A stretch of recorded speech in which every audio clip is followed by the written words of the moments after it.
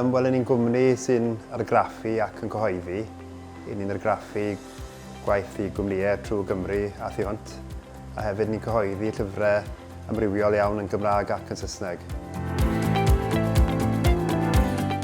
Os ni'n disgrifio'r gwaith fi, ddyn ni'n gweud fi'n gwneud popeth.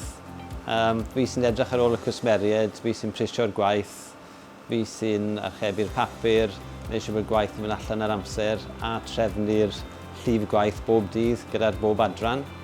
A ni yn cyhoeddi, so ni'n cyhoeddi ac argraffu allanol. Mae hanner y trosiant yn cyhoeddi y Lolfa hunain, a wedyn mae hanner arall yn gwaith masnachol allanol. A ni'n gwneud 17 papur bro bob mis a unrhyw waith argraffu sydd angen. Dwi'n meddwl ni'n gwmni eitha bach, ni'n maint canolig yn cyflogi 22 o bobl. Dwi'n meddwl bod ni'n gartrefol o bobl ar y cyfan. Dwi'n meddwl gobeithio mwynhau dod fewn i'r gwaith a gallu cymdeithasu yn y gwaith hefyd ynddo. Rheolwyr da, mae hwnnw'n gwneud gwanaeth. Gan fod ni'n gwmni bach, mae'r bobl sydd yma wedi bod mas blynydde a mae pawb yn cydweithio yn dda. A sydd pawb yn cydweithio, mae'r gwaith yn mynd trwyddo yn hawdd ac yn syml a mae pawb yn cael bywyd da. Mae'n gweithio ddwy ffordd, os nhw'n gwneud gwaith i'r cwmni ac i fi fel rheolwr, ni'n edrych ar ei ôl nhw hefyd, so ni yn buddsoddi lot yn y bobl sydd gyda ni'n gweithio yma. O'n i ddim yn meddwl ni'n argraffu erioed, oedd swydd yn y papur yn mynd a ni'n meddwl mae'n mynd swydd triau amdano fe a nes i digwydd cael y swydd a fi'n mwynhau gweithio yn yr ochr argraffu a wedi wneud ers gadael ysgol. So, dim rhaid bod yn ddibynnol o beth sy'n ei pennau nhw ar y cychwyn. Mae'r opsiynau eraill i gael allan yna.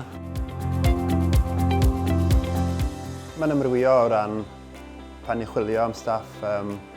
Ni'n trio, fel rheol ni'n hysbysebu. Byddwn ni'n trio'r cyfryngau cymdeithasol, falle papurau lleol, papurau bro. Felly ydyn ni yn hysbysebu fel rheol. Ni'n hysbysebu trwy papurau lleol a rwydwaith eang hefyd sy'n allan yna. Ond mae'n anodd iawn cael staff sydd wedi wneud y gwaith o'r blaen yn yr ardal. Gyda'r ochr argraffu ac yn y blaen, mae rhaid bod yn mewn i'r swyddfa. Ond gyda'r ochr golygyddol, mae dim ond 3 golygydd llawn amser sydd gyda ni yn y Lolfa. Mae pawb arall yn gweithio o gatre. So mae da ni neu ddau yn Caernarfon. Mae nhw jyst ledled Cymru i gyd. Dim rhaid yn nhw ddod mewn i gwaith. Gyda'r technoleg dyddiau yma a e-bost a cyfrifiaduron, mae nhw'n gallu gweithio o'r rwle. Wel, mae'r Gymraeg yn rhan greiddiol o'r cwmni.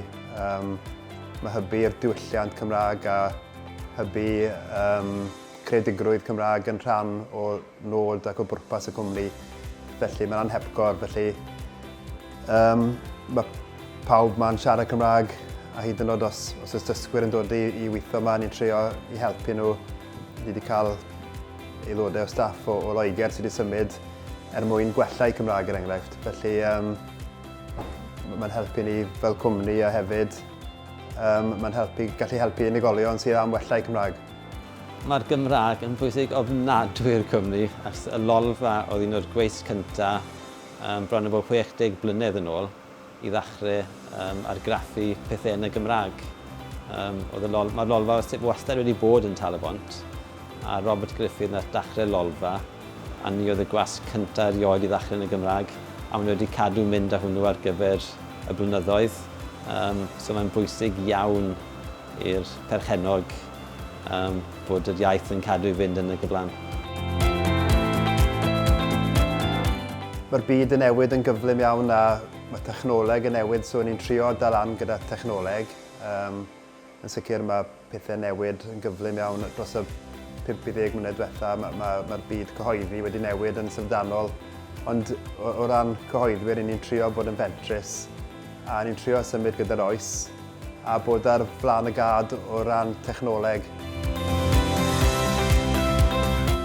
Fi wedi bod yn argraffu ers dros 40 blynedd nawr.